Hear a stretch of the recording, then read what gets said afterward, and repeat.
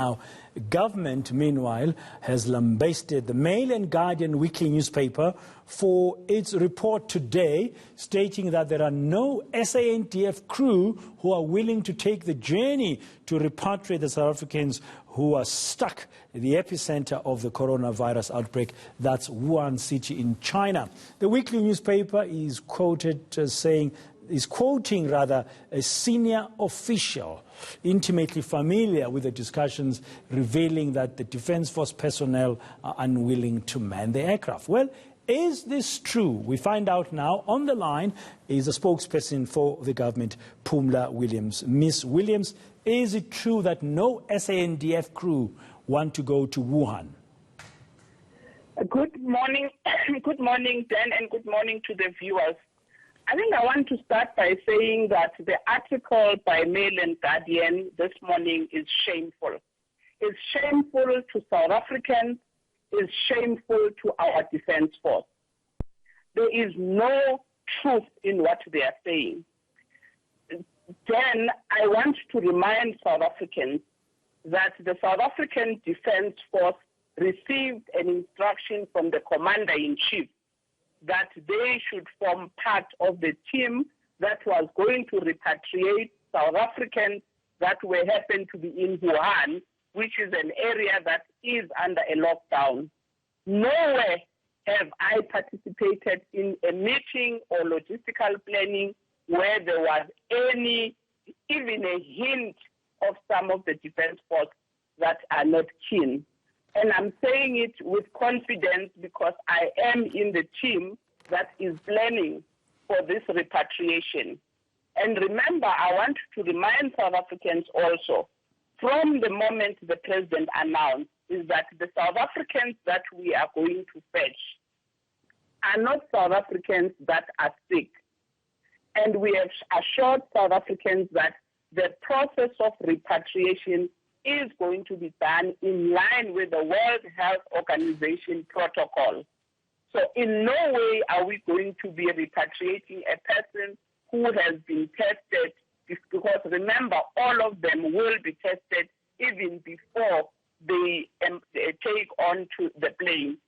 Once they pick up that somebody is sick, he will remain to receive the attention. But as of now, we are not aware of any of the South Africans that we are going to repatriate that are actually unwell. Now, Ms. Williams, just before we proceed there, are you saying that this official, who's unnamed by the Mail and Guardian, a senior official who's, according to the Mail and Guardian, intimately linked with this process, is non-existent or is lying to the Mail and Guardian? You see, this is what is shameful. On a matter as serious as this one, we would have expected the members of the media to be sensitive. This is a serious matter. I don't think you can afford to be doing unnamed sources on a matter as serious as this that is affecting families. We've got families that are anxious to be reunited with their families, and we have a Mail and Guardian that thinks that it is point scoring by telling us that an unnamed person has told them that. I am telling you right now that I sit in the National Joint Operations Center where this operation is being planned. There's not even a trace of change of teams. The teams that I was aware of, and it's still the same team. So there was never even a suggestion that, no, we are now changing teams that are going to go. I think it will be helpful if ever they think that the South Africans deserve to be told this kind of information. They should not hide behind unnamed sources. They should say who in the Defence Force has said that, because I don't think it's helpful to these families, and it's also helpful for the South Africans. Now, as far as you know, we want to rally around and do the right thing to educate South Africans about the COVID-19 disease.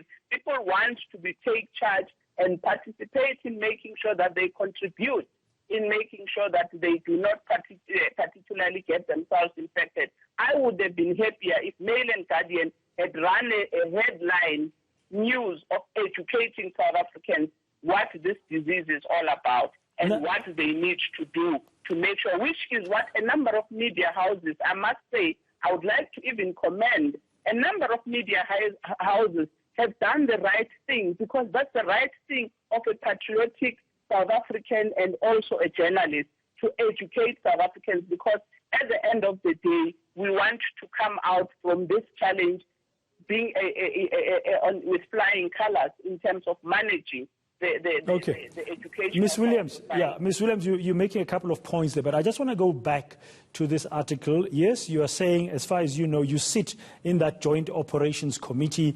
Nobody has said that no member of the SANDF does not want to go. So can you assure South Africans that the SANDF is committed and there's no crew who will not go, that it's on track? Because when the President gave that order, as you say, that instruction, he said the whole process will be starting within 10 days. Is everything still on track? Is the SANDF in particular committed to be part of this evacuation process?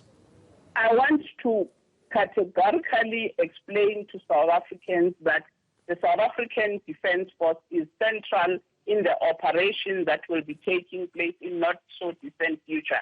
And I also want to assure South Africans that throughout this period, we have tried as much as possible to be transparent and educate South Africans with what, starting with the National Institute of Communicable Diseases to the Department of Health. We've been sharing information as much as we possibly can, including this repatriation. Once we are ready to announce when the plane will be leaving, we will share with South Africans. Once the venue where the South Africans will be quarantined, we will also share it with South Africans, because at this stage, people cannot afford to survive on fake news. This is a serious matter, and we can assure you that the National Defence Force, as directed by the Commander-in-Chief, will be undertaking this trip. Okay, now, because we have this first case in South Africa of coronavirus confirmed in KwaZulu-Natal, I thought I need to ask you this question. Has that confirmation of a coronavirus case in South Africa made your committee to change its plans in any way? Come again, I'm not with you.